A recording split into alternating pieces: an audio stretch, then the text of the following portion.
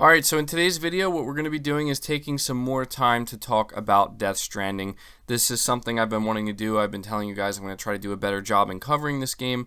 Unfortunately, it's somewhat difficult, and I think you guys understand this because it's a new game. It's something we've never really seen before, and I think it's one of these situations where the majority of the content is going to start coming out after we actually get our hands on the game and we finally get to play it for ourselves. It's going to be really interesting to see how Death Stranding reviews, how reviewers end up feeling about it.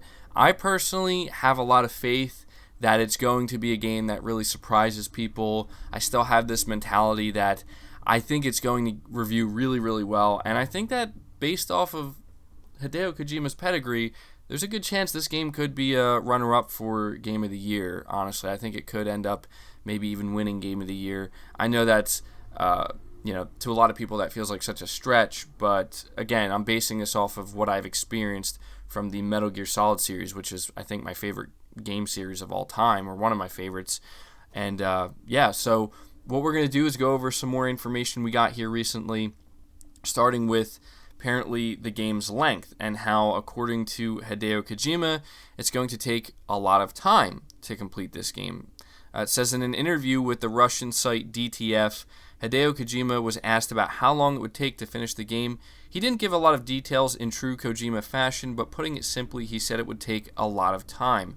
Odds are this one is designed to be played for a good while, so brace yourself for the long run if you haven't already, and considering how key NPCs can die based on your choices, it may be something you have to go over more than once. So, not a huge chunk of information there, but there we have it. Apparently, Death Stranding is not going to be a short game, which is interesting because I'm kind of like not even thinking, this isn't even something I really put a lot of thought into, is like, how long will it take to complete this game? And I want a longer game. I do like games that, as long as it's justified, they're longer experiences. I think that the important thing for Death Stranding is it's going to have to be a situation where if it's going to end up being like a 30-hour, 40-hour experience, hopefully everything that we experience along, that time frame doesn't feel like it was just put in there for the sake of extending it. I don't think it will. I think it's meant to feel like a long journey that you're going on based off of what I've seen of this game. So, yeah, that's going to be interesting for people who do like longer games or, feel like they associate how long it takes to complete a game with the value of a game. There you go. Kojima says it's going to take a lot of time to complete it. So, moving on from that, we're going to be talking about how Sony's Shuhei Yoshida has compared Death Stranding to a really well-done Netflix series.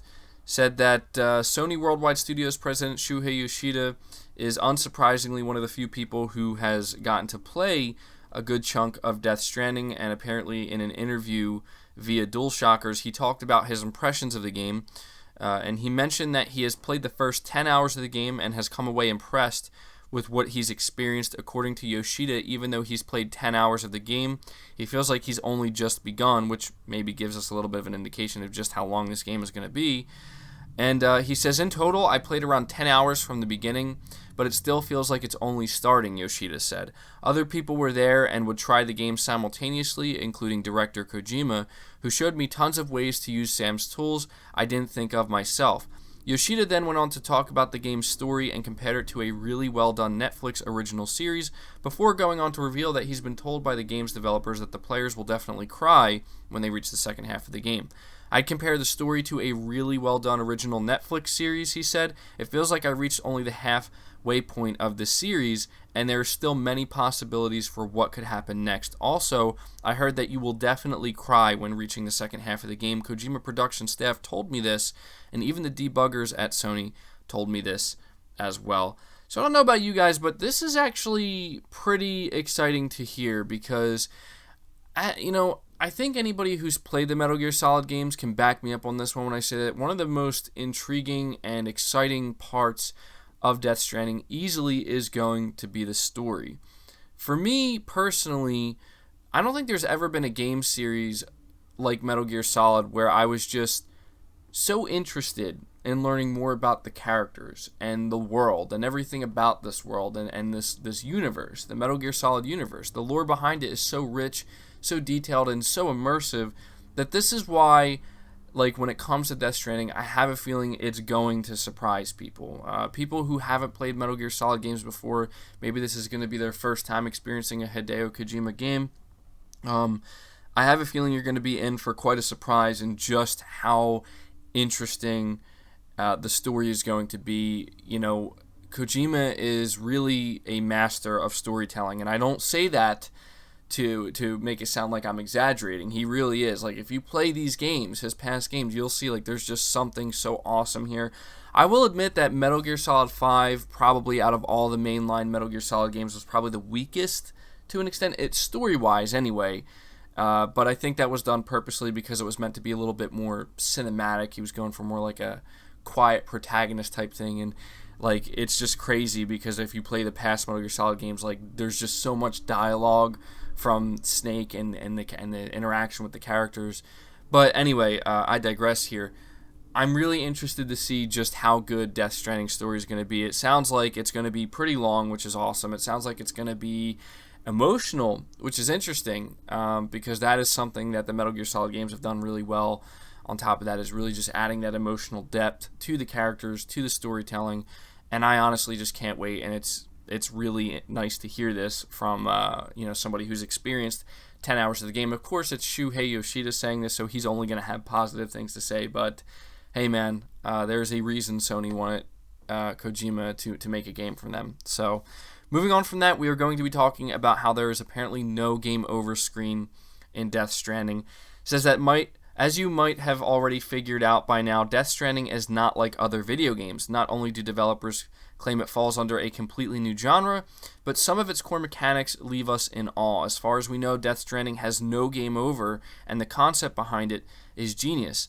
In a recent interview with Japanese magazine Famitsu, Hideo Kojima, the mind behind Death Stranding, has talked about what happens when you die in the game.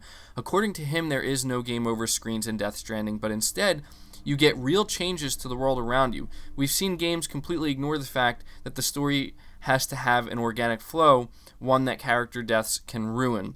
In Death Stranding, game over is actually a mini-game of sorts, in which you find yourself in the ocean space, an area we see in past trailers. There you'll have to search for your body and equipment in order to get back to the real world.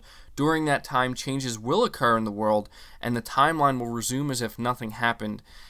So that is pretty interesting. To support the concept behind the absence of game over screens in Death Stranding, Kojima offered some insight on void outs. We practically know those occurrences as craters in the world. They will appear every time Sam gets eaten by the monster demons. I guess those are the BTs. The crater will cause all buildings and infrastructure in that space to disappear. That crater will only be visible in your world, but as the timeline continues, you'll see the rain bring the terrain back and other players build on top of it. So this is some pretty interesting stuff here that I think Kojima's trying to do with Death Stranding. The idea of not having a game over screen, I think, is actually going to be pretty important, because this doesn't sound like the type of game where you can just die as the player character and there's just nothing that happens, right? Like, sounds like there will be consequences to your death, and this kind of leads into something else that I've seen some people talking about, where there's been a lot of speculation, and I don't know if this has been confirmed. I feel like it probably has been at some point. I don't know for sure. I don't have it in front of me, but I've seen people talking about like the repercussions and the repercussive effects of if you choose to play this game like really aggressively, like if you choose to basically kill a lot of people and go on these like rampages or whatever, versus trying to play more passively. We know that this is something Kojima's always done in like the Metal Gear Solid games, where you're encouraged to not necessarily go out of your way to kill people, but to actually just be stealthy and try and knock people out and whatnot. And it seems like this game is going to have that same type of thing. But the big question here is those repercussive effects. Like, we know that you dying in this game is going, that mini game actually sounds really interesting. It sounds like a unique take on what to do, like what happens after you die, rather than just getting a game over screen. And it's going to be interesting to see the effects that has overall to the gameplay experience. It doesn't sound like it could ruin it, but it sounds like it could potentially pose some issues, which again, we're talking about, consequences being rendered for your mistakes in the game potentially. but it's going to be interesting to see if you decide to play the game very aggressively, if that's something that's going to have an overall effect. I heard a theory, and I don't know where this came from. I don't know if this is confirmed or not, but I read somebody said that basically, like, the more people you kill, basically the more BTs that you're going to potentially end up encountering, because they're actually the people you ended up killing. And it reminds me of Metal Gear Solid 3 with the Sorrow, when you're walking through that stream, and depending on how many people you killed throughout the game, you have to encounter all of them. So if you basically went the entire game without killing anybody, you just get to easily walk right through the stream and continue on the game. Whereas if you killed a bunch of people, you gotta make your way through all of these characters. And it's just a really interesting concept, and it's nice to see that Kojima's not taking a conventional approach to these, basic gameplay features that we know are going to be part of the game. So all this sounds really good to me, guys. Like, in case you can't tell, I am very excited for this game, and I can't say my hype levels are through the roof right now, mainly because I feel like hype isn't necessarily, yeah, I'm hyped, but it's more about intrigue and curiosity, and, like, I haven't really seen a game in a long time, like a AAA game like this, that really just seems like it's truly doing things so differently that I'm like, okay, like, I really just want to get my hands on this. I want to know what this game is, and I want to know, like, if it's going to produce different feelings than I've ever experienced before when playing a video game. How is it going to leave me feeling? That's the thing I'm most interested in with Death Stranding. But that is going to do it for the video, guys. Be sure to leave your thoughts about this stuff down in the comments below. I will be interested to hear what you guys have to say about this info. Be sure to leave the video a like if you did enjoy it or found it helpful or informative. It really helps me out, lets me know you guys enjoy it. Subscribe to the channel if you're new, hit the bell notification icon so you never miss an upload, and feel free to share this video out on top of all that. But until next time, guys, take care.